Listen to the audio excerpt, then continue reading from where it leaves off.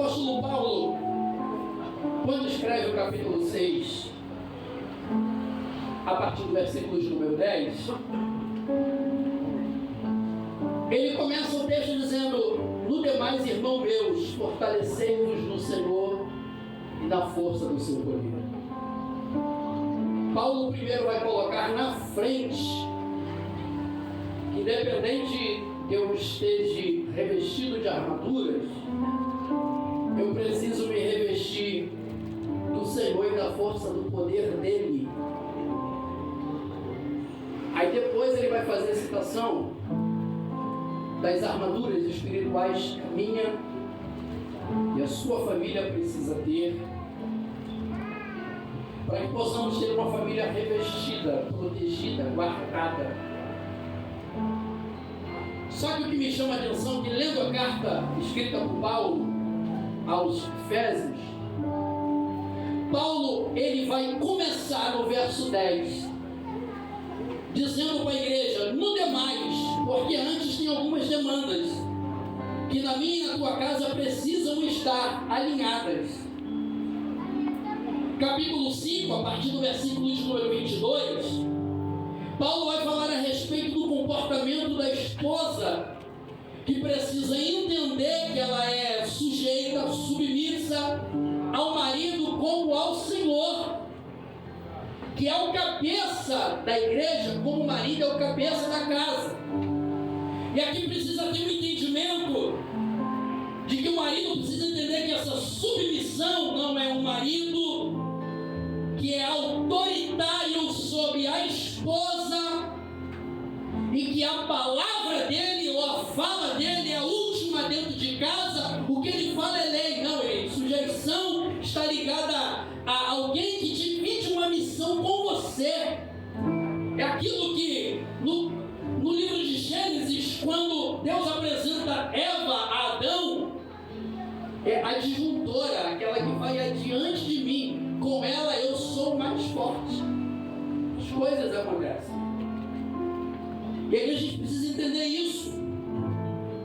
Que uma esposa, não adianta ser submissa à liderança na igreja, ou a gerente, a chefe do trabalho, chegar em casa querer ter a mesma autoridade que o marido. Não vai funcionar.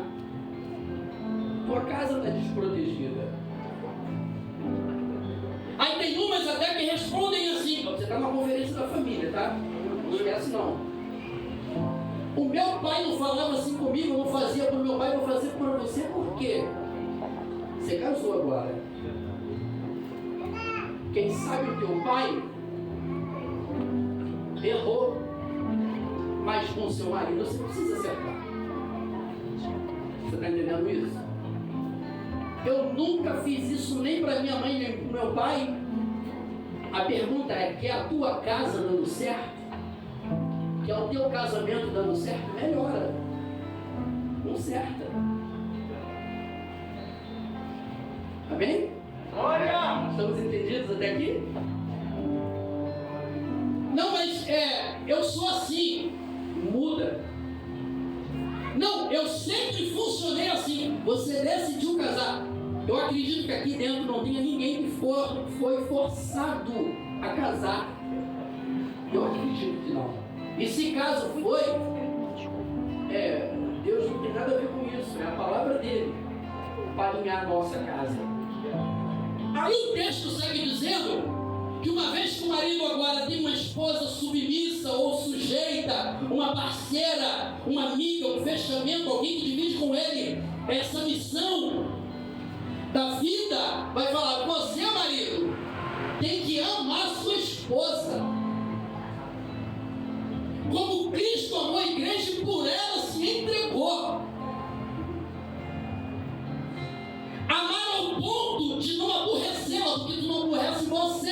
Então, sabe o que Paulo está dizendo? Marido, trata a tua esposa de um jeito que você gostaria de ser tratado em todas as áreas. Respeite. Aí Paulo vai dar uma ordem para a mulher e uma ordem para o marido diferente. O que ele não diz? Vocês precisam se amar. Não, porque Paulo vai dizer, cara, se tu amar tua esposa, ela vai se sujeitar a você. Mulher, se tu perceber que o teu marido te ama ao ponto de cuidar de você, de tratar de você, de não deixar criar em você marcas, tá entendendo? Paulo vai dizer, cuida dela a ponto de não ter marcas, ter rugas, feridas. Se sujeita a esse marido e a tua casa vai prosperar. Você está entendendo isso aqui nessa noite? É a tua casa quem ganha com isso. O feito, a priori, parece ser pessoal, mas vira uma bênção coletiva para dentro da casa. Está entendendo o que Deus está falando aqui nessa noite? Você quer a sua casa revestida?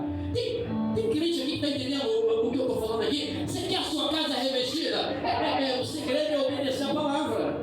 O segredo é obedecer a palavra.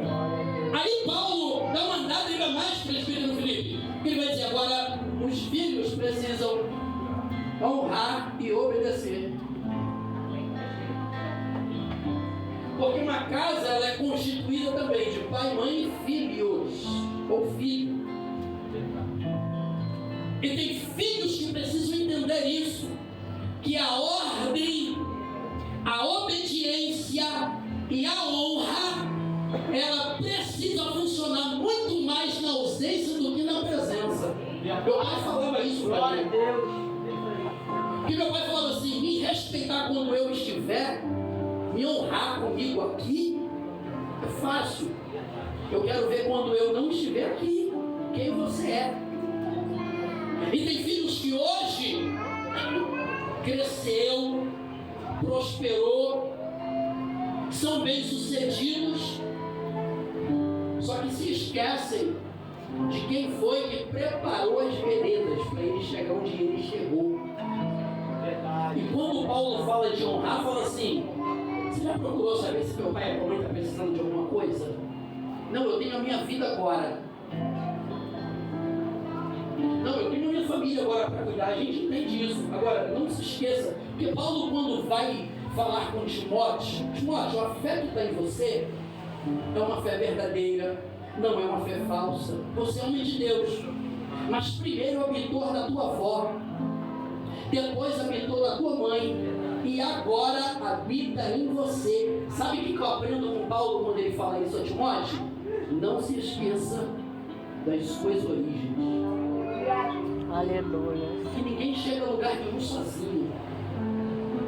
Filhos hoje que batem no peito e diz, ei, foi eu que estudei, fui eu que fiz o concurso, meu pai nem acreditava em mim. Problema, honra. A Bíblia fala que é para você honrar. Meu pai foi ausente, a Bíblia diz que eu tenho que honrar. O meu pai nunca me aceitou, a Bíblia diz que você tem que honrar. Pastor, eu nem conheci meu pai na infância, fui conhecer ele depois que eu cresci. A Bíblia diz que você tem que honrar. O meu pai não me deu exemplo. Aí vem a Bíblia e diz, honra. Que complicado isso, mas não é. Sabe o que a Bíblia diz? Muda a sentença da tua casa. Glória a Deus. Está nas tuas mãos a oportunidade, e você vai entender. Guarda isso aqui que eu estou falando. Muda a estigma da tua casa. Eu vou voltar nisso aqui. Aí, Paulo anda mais um pouquinho e diz assim, mas essa casa que tem uma esposa que se sujeita, que se submete, e que tem um marido que ama e cuida, e ó, o cuidado lá, eu quero voltar nisso aqui porque é interessante. Paulo vai dizer que o cuidado está ligado a sustentar. Eu vou voltar nisso aqui de novo, que eu já falei isso aqui umas 3 vezes, essa aqui é a 4ª. Tem marido que acha que a mulher tem que trabalhar. Vou falar pela Bíblia, tá? Bíblia. A mulher trabalha se precisar. Quem tem que trabalhar é o homem. Salmo de número 128 diz: feliz será o homem que trabalha e sustenta e recebe com o trabalho das suas mãos. A mulher será como videira frutífera ao lado da casa. Pegou? E filhos como plantas de oliveiras ao redor da mesa, cada um cumprindo a sua missão. Ela vai trabalhar se precisar. Tem que trabalhar como o cabeça. E diz que o sustento é responsabilidade sua, varão. Você está aqui hoje? Você veio hoje? Se veio, dá um glória aí para fingir que para você. Tem homem aqui na casa que sustenta a casa, que entende que a responsabilidade de colocar o pão na mesa é contigo, de pagar a conta é com você. Ela ajuda, ela dá suporte. Amém?